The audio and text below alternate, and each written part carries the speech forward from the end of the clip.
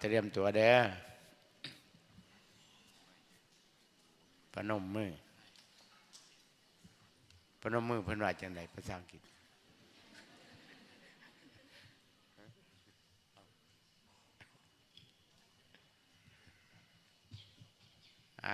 ครับครั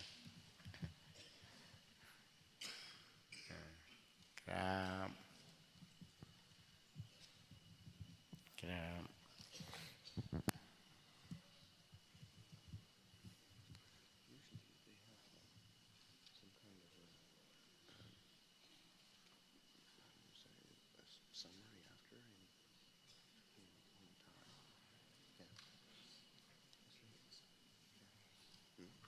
I haven't heard anything. Okay.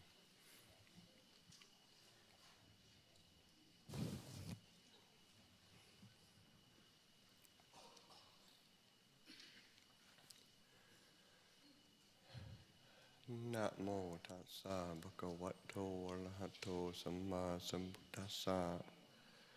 Namo tassa bhagavato arahato samma sambuddhassa. Namo tassa bhagavato arahato samma sambuddhassa. Buddhang dhammang sanghang namasami.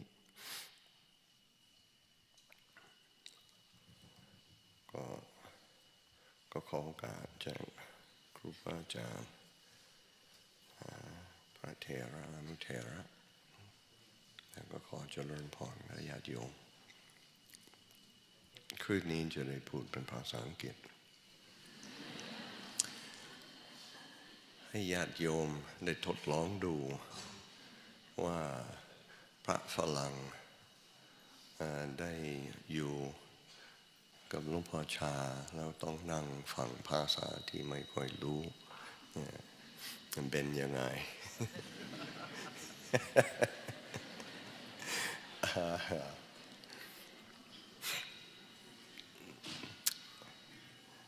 So I was just saying that tonight I'll be speaking in English and I'll give the opportunity for the Thai community to experience what it was like for a Prat Pharang to sit and listen to Dhamma that they didn't understand.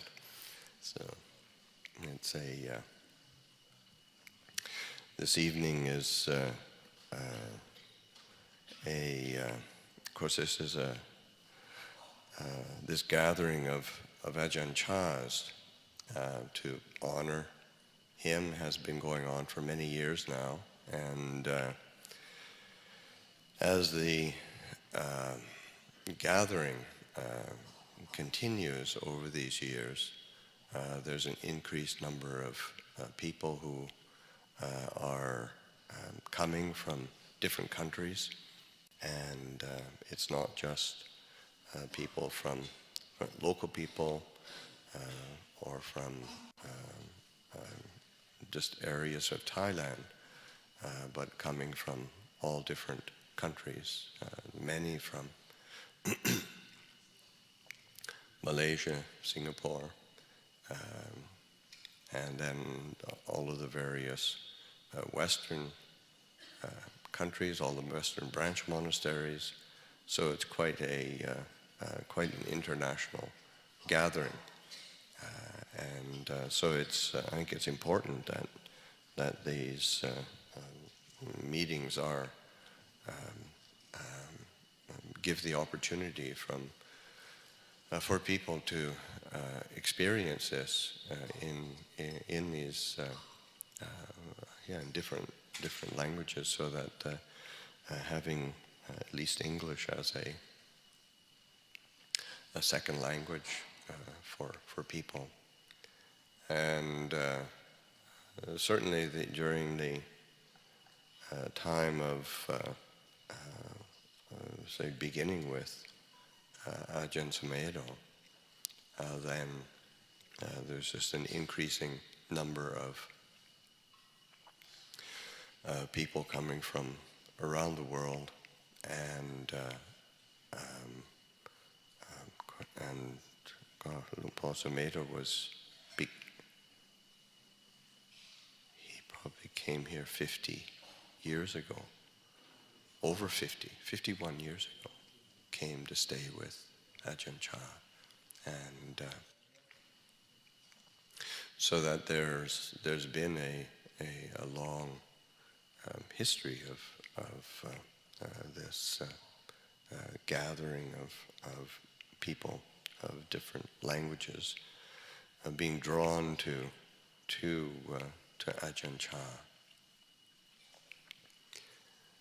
And I think it's quite unique, really, how much Ajahn Chah was able to pull that interest and faith in all these different people, of course, not just Westerners, but all throughout Thai culture as well. But certainly for us as Westerners who showed up here in the early years, not being able to speak the language, but being inspired to live and train and draw close to Ajahn Chah and his, and so that we didn't stay because we understood the language. We stayed because we were drawn to the qualities of Ajahn Chah, of his calm, of his presence of clarity, of his kind of his stability. I think that was one of the things that certainly drew me to want to live and train with Ajahn Chah. I was just seeing this person who was in the midst of, because by the time I came to stay with Ajahn Chah, there was already quite a large community of monks and nuns and lay people around him. And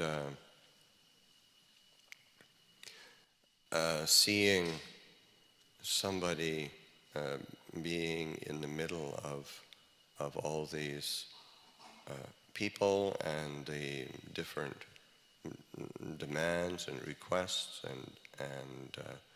and their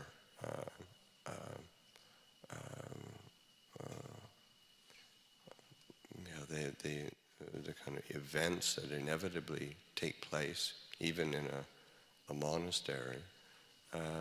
But there was an unshakable quality to Ajahn Chah that was very inspiring and made one want to draw close to him and to stay on in order to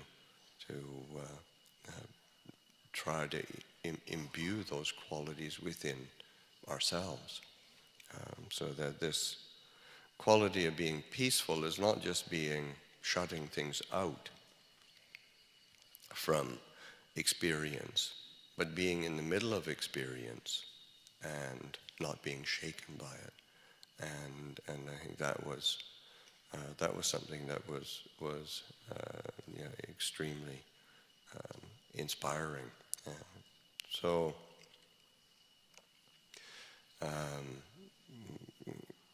seeing that and also there's an interesting mix. I think Ajahn Chah was somebody who was able to balance the kind of internal and external expressions of the Dhamma, and in that sort of internally, of course, he was clear, he was steady, he was articulate, he was funny, but so this sort of sense of good humor, but also there was a sense of he paid attention to the external circumstances, so that the monastery was set up in a way that was really the kutis were spread apart. There was, as one sees today, you come into this central area, and then outside of this central area was the area of the monastics' living quarters, and it created a space that was really supportive of practice, so that recognizing how the external and the internal work together, function together, creating spaces that were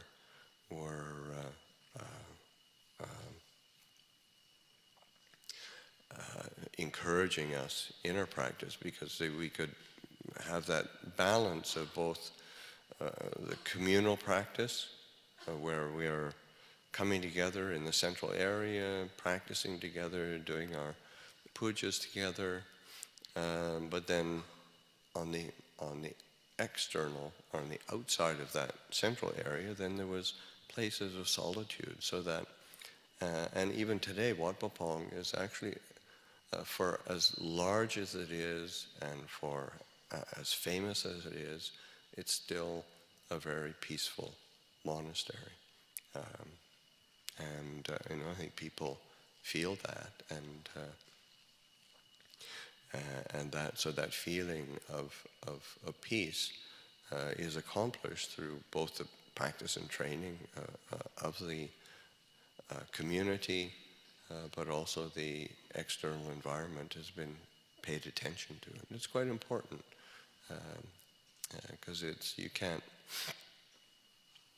Oftentimes, there's not a balance in our lives, and Ajahn Chah was really attentive to those aspects of how to create a certain balance and a certain sense of harmony.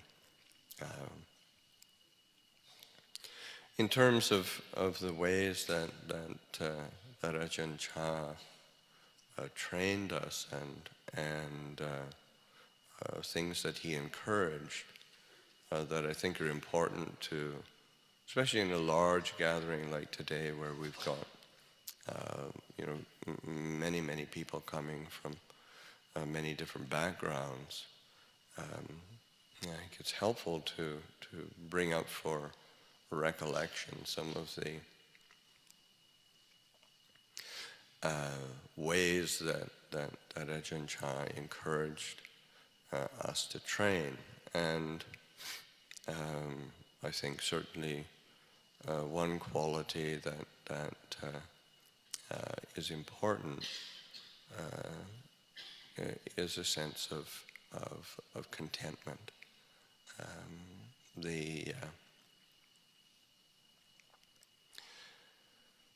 Being able to be content with the circumstances that one's in, being content with the requisites that we had. If one went to ask for requisites, oftentimes you get really grilled as to what happened to the things you had already. What did you do with them? Why do you need more already? So there's this learning how to be content with what we had, and learning how to use the requisites the simple requisites of being a monastic, which of course translates to say for the life of a layperson. Just the simple requisites of clothing, of food, of shelter, of medicines for when we're ill. Those are fundamental requisites for anybody. And so much of people's lives are spent in running around trying to get more of, or trying to get the newest variety of basic things for our existence that we think we need. But then when we start looking at it more closely, they're realizing, no, there is a simplicity that we can live with. And it doesn't mean one has to be, say, doing without or making oneself miserable, but learning how to pay attention to contentment. And this is something that, of course, this is one of the things that the Buddha himself pointed to in terms of indicators of a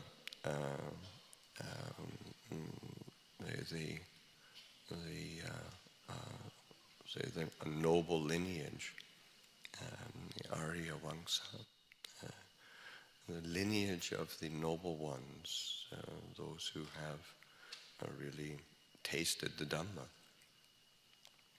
and that being content with, say, with robes or with clothing, and being, when one not doing things that are unskillful in order to gain, say, just a basic requisite of clothing for oneself, and not being upset or agitated because one doesn't or didn't get what one wanted, and living one's life in a skillful way so that one is satisfied with what one has. But another aspect as well of this, say, characteristic of one who is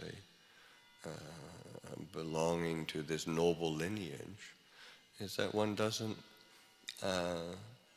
say, lift oneself up or put others down because of one's gaining of a requisite, gaining of say, of clothing or of robes. And so that the sense of self is not, one isn't either, the sense of self is not getting entangled in one's possessions, which is so often the case. How we measure our sense of self and self-worth.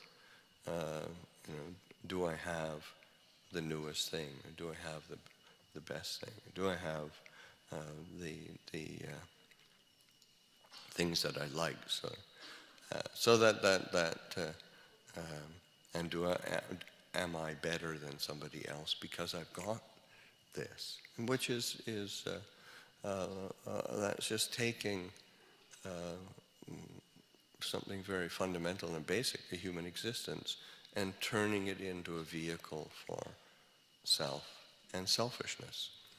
So that's a problem, and that's not a characteristic of one who's within this noble lineage. And similarly for the requisite of shelter or of food, but then also the last thing that the Buddha points to as a indication of one who's within this noble lineage in terms of contentment with the relinquishing of the unwholesome qualities, unwholesome mental states, and the bringing into being content with and delighted in the lifting up and sustaining wholesome mental states, bright mental states, states of happiness and well-being. So that finding one's delight and happiness in that relinquishing of what is, what's unskillful, what's unwholesome, and finding one's that kind of delight and happiness, contentment in putting forth the effort to lifting up the heart to what is bright and skillful. And again, not exalting oneself and disparaging others because of one's contentment of doing that. So that's being content with training the mind, being content with the opportunity that we have to cultivate this path.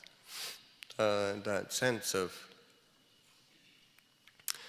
contentment forming a basis of a training, and certainly Ajahn Chah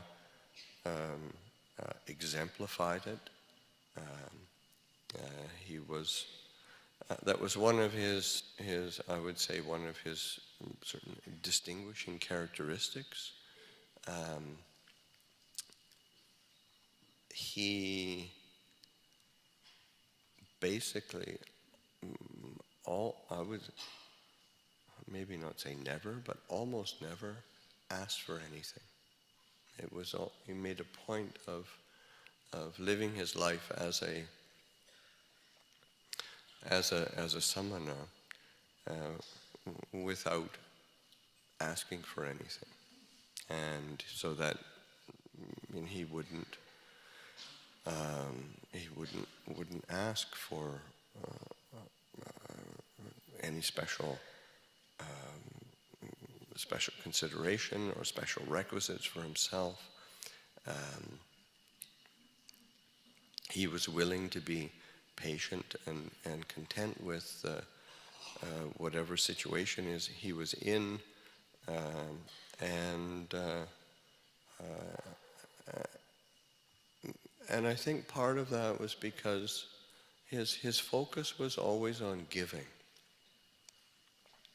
The sense of asking for something for himself just really probably didn't cross his mind, because his intent was really on giving and giving and sharing, so that he would.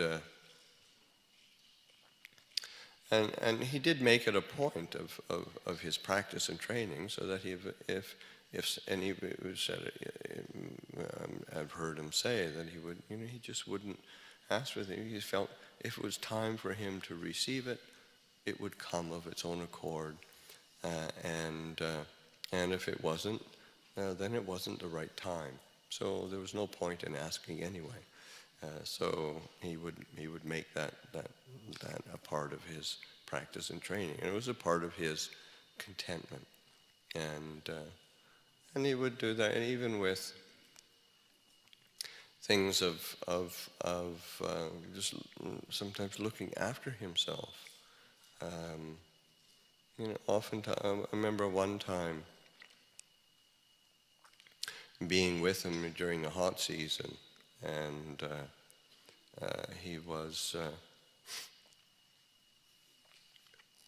he was getting increasingly well known, so that there'd be a lot of visitors coming, and he would be there receiving and teaching and sharing Dhamma with people for extended periods of time, and I was helping to attend to him and trying to look after him, and I noticed him kind of from time to time scratching himself, and then so I asked him what if he was having some problem or something. And he kind of brushed it off, but then I pressed him, And because he'd been sitting, it was hot season, and he'd been sitting for long periods of time, just the whole area around his waist and lower back and stomach and lower legs, he had this incredible rash, and it must have been very uncomfortable. Never heard him complain, never heard him. And so then I asked if I could help look after him,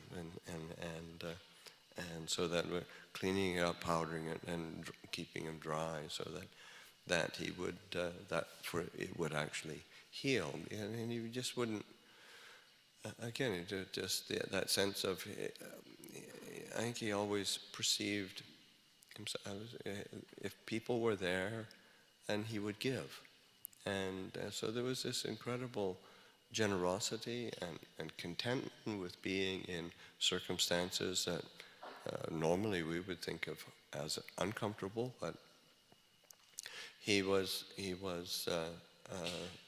content to be with that, thinking that he would, if he had the opportunity to give, he would share, and there was a real selflessness there that was extremely inspiring. And so that, I think that's one of the reasons why I think so many people are, say, attracted to him, is this,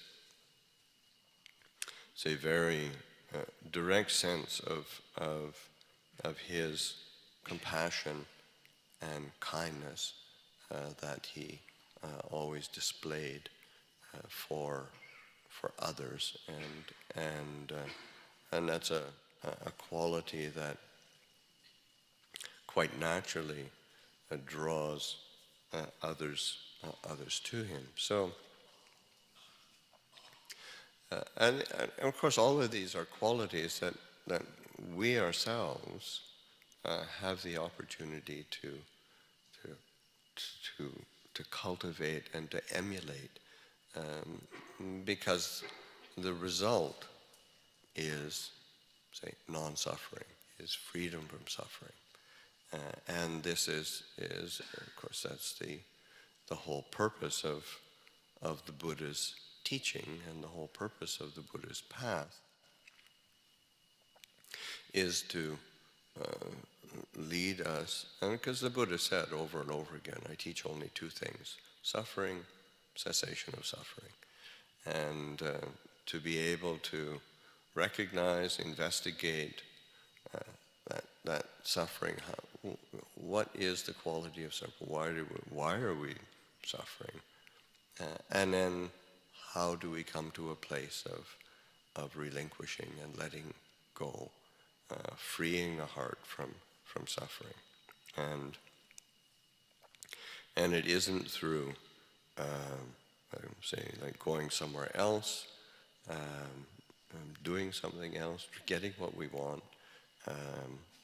It's through being able to be content to really watch it. And this is where this contentment is important. You start using it as a path of practice, and something that Ajahn Chah would sometimes, because Ajahn Chah was willing to go against the wishes or the desires of his disciples if he felt it was going to be to their benefit, and he wasn't afraid of anybody in that sense. He wasn't in your face trying to make you upset or anything. It was just like, because I can remember for myself wanting to, thinking up of all sorts of reasons to leave and go to practice in another place, that my practice was going to develop more quickly, in a better way, in the way that I thought was going to help me, and get all the reasons lined up in my mind, go and ask Ajahn Chah And you just say, no, stay here. and then, okay, I have to be content with that. This is what he said. Okay, stay. And that that happened on enough times that you sort of realize, okay, how to be content with being in a situation where one is wanting to be somewhere else, or wanting to not have to be where one is. Of course, in the end, we're uncomfortable within ourselves, and we're not content with ourselves. We're not content with our own mind, not content with our own heart. So that sense of being able to develop the tools, and this is where, it's exactly what the Buddha points to. And of course, Ajahn Chah's teaching would always come back to the Four Noble Truths. Ajahn Chah, of course, taught in many different ways, different perspectives, but it would always come back to these Four Noble Truths, and to learn how to investigate, to investigate, to contemplate, to consider, and the word that say as a young monk who still didn't know the language very well, constantly hearing, say, the word pichalana, to investigate, to contemplate, and that, and of course, what is the object of that contemplation? What's the object of that investigation? And that's where it's just contemplating that aspect of our experience of dissatisfaction, of discontent, understanding what the cause is.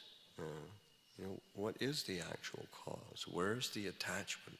Where's the desire? Where's the sense of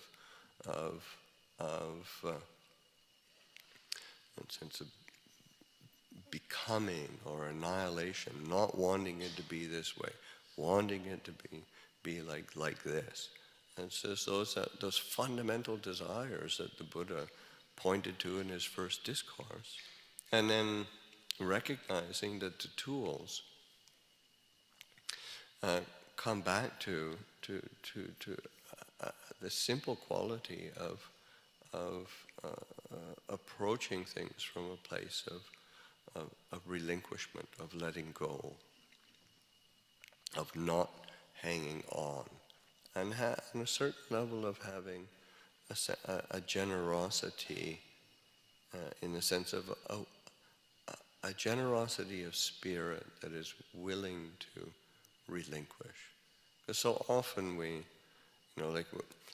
especially if we've got a view or an opinion, or we've got a grudge or a perspective, how we particular like or dislike, we invest in it, and we're not, and we hang on to it, we tightly cling to it, and we're not very generous in our willingness to give it away, give it up.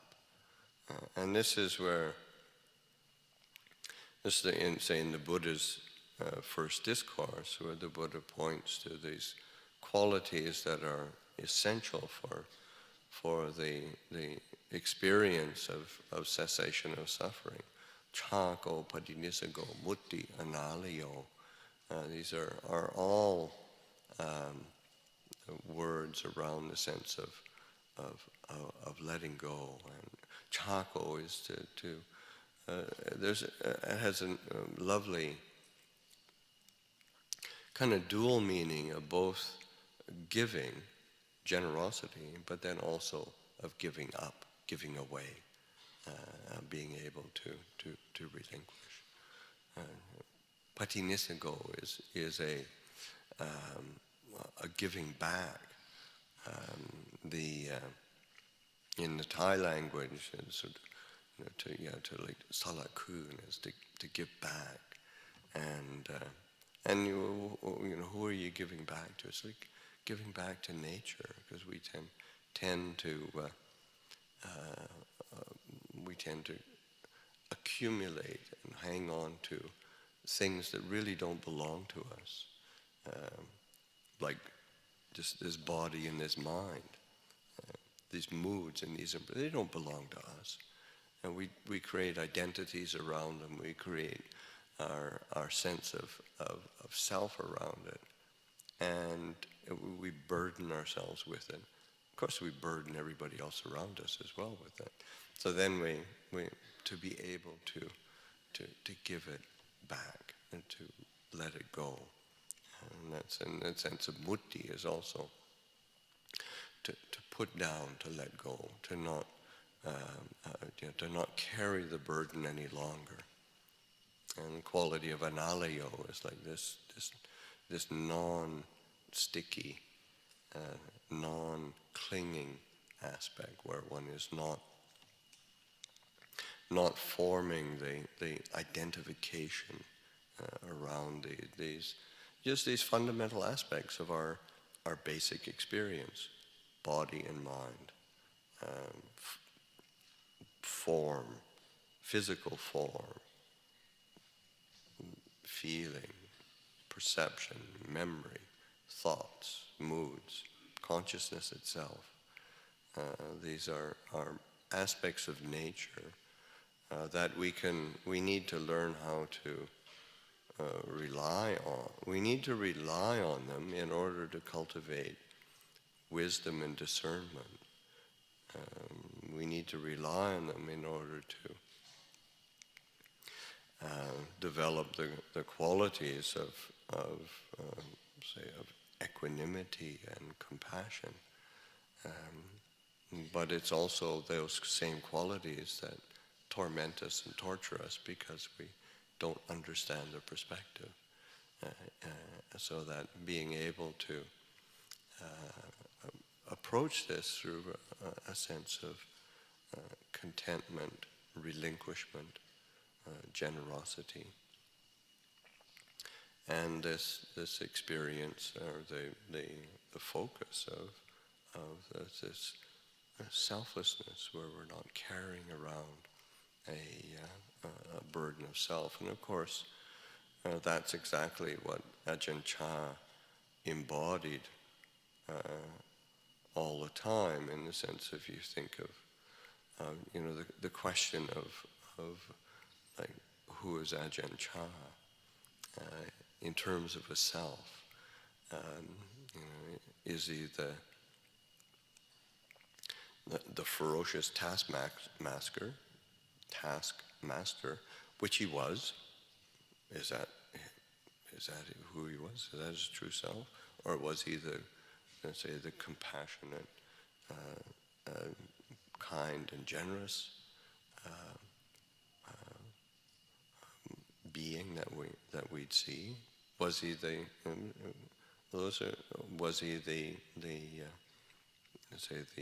humorous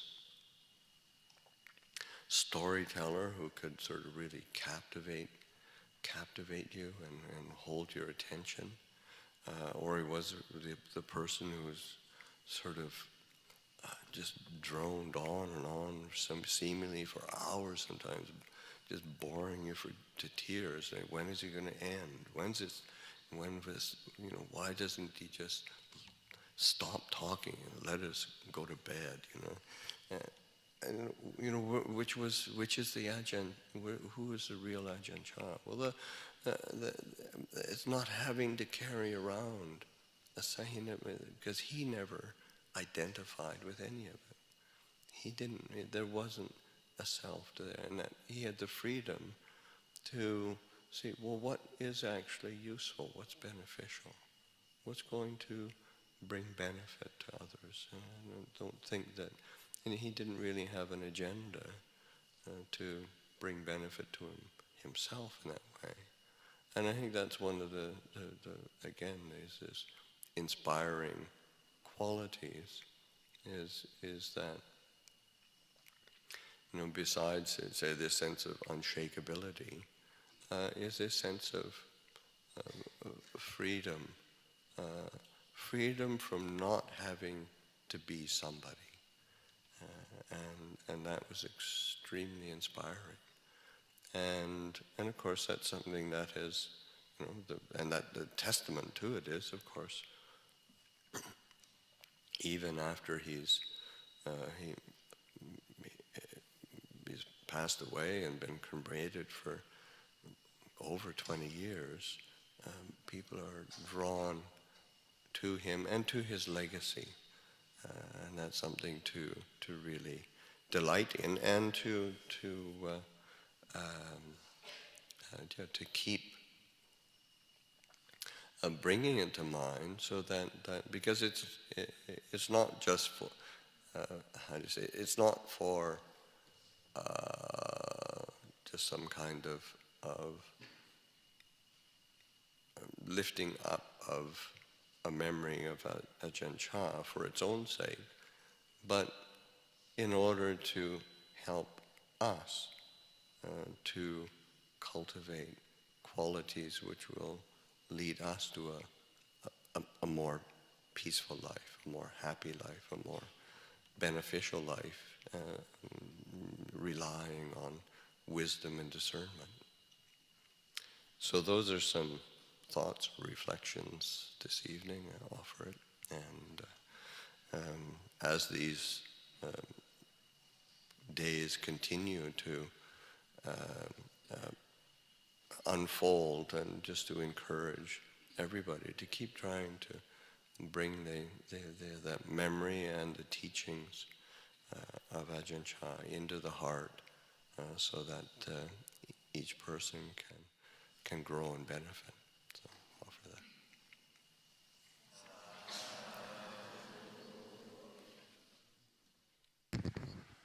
เตรียมตัว